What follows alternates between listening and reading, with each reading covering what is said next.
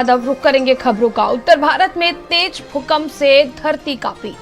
Delhi NCR समेत UP Bihar में महसूस हुए झटके। 6.4 तीव्रता के भूकंप का केंद्र नेपाल था। रात 11:34 पर आया भूकंप। भूकंप के झटके महसूस होते ही लोग घरों से भागे।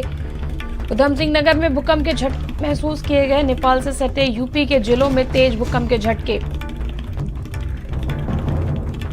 लखीमपुर खीरी, पीलीभीत, बहराइच, श्रावस्ती, आयजद में बलरामपुर, सिद्धार्थनगर, महाराजगंज में महसूस किए गए झटके। किसी भी जनपद से जनहानि की कोई सूचना नहीं। कौशाम्बी, बस्ती, बलिया, कानपुर में आया भूकंप। गाजियाबाद, सिद्धार्थनगर में लोग घरों से बाहर निकले। अयोध्या, मिर्जापुर, गोरखपुर, बड़े अमेठी में भूकंप के झटके।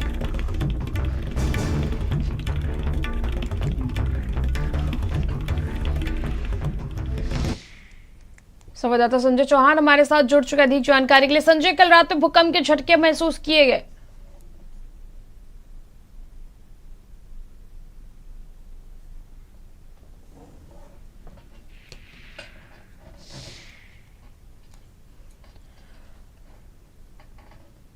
और केंद्र नेपाल रहा। लखीमपुर खीरी, पीलीभीत, बहराइच भूकंप के झटके महसूस किए गए।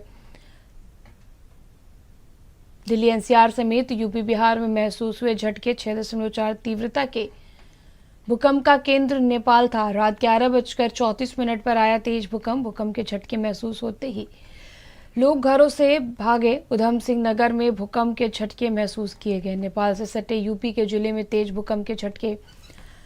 लखीमपुर खीरी, पीलीभीत, बहराइच, श्रावस्ती, आयजद में बलरामपुर, सिद्धार्थनगर, महाराजगंज में महसूस हुए झटके।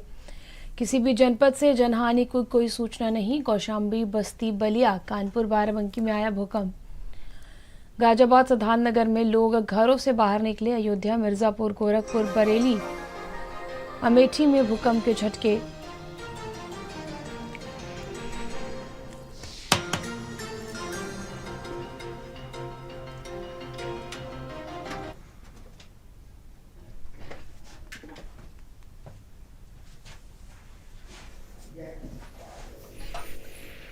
संवाददाता संजय चौहान हमारे साथ जुड़ चुके हैं। संजय, कल रात में 11:34 पर भूकंप के झटके उत्तर भारत में महसूस किए गए। एक बार फिर से भूकंप के झटकों ने लोगों को सहम कर दिया है, सहमा दिया था। और रात में ही 11:34 पर जब भूकंप के झटके तकरीबन 1.5 से 2 मिनट तक लगे तो लोग अपने अपने घरों को छोड़ करके सड़कों पर पाए गए। और अब मैं बताऊं आपको कि नेपाल इसका जो सेंटर है वो बताया जा रहा है। 6.4 की तीव्रता से भूकंप के झटके महसूस किए गए। हालांकि यूपी में कोई ऐसी जनहानि देखने को नहीं मिली है। यूपी, बिहार, दिल्ली एनसीआर में इसके झटके महसूस किए गए। और खास करके लखीमपुर, बहराइच, पीलीभीत, गोरखपुर और श्रावस्ती जैसे जनपद है वो कुछ बलरामपुर, ये जनपद ऐसे हैं जहां पर ज़्यादा प्रभावित तौर पर भूकंप के झटके महसूस किए गए। बिहार में भी भूकंप के झटके महसूस किए गए। उधमनगर में भी बिहार के भूकंप के झटके महसूस किए गए। दिल्ली में भी कहीं ना कहीं भूकंप के झटके महसूस हुए। तो ऐसे में इस भूकंप के झटके से हालांकि जनहानि तो नहीं हुई है। नेपाल में जनहानि जरूर 70 की मौत और 140 से ज़्यादा लोग घायल हैं। लेकिन यूपी में फिलहाल जनहानि से दूरी बताई जा रही है, जनहानि नहीं हुई है।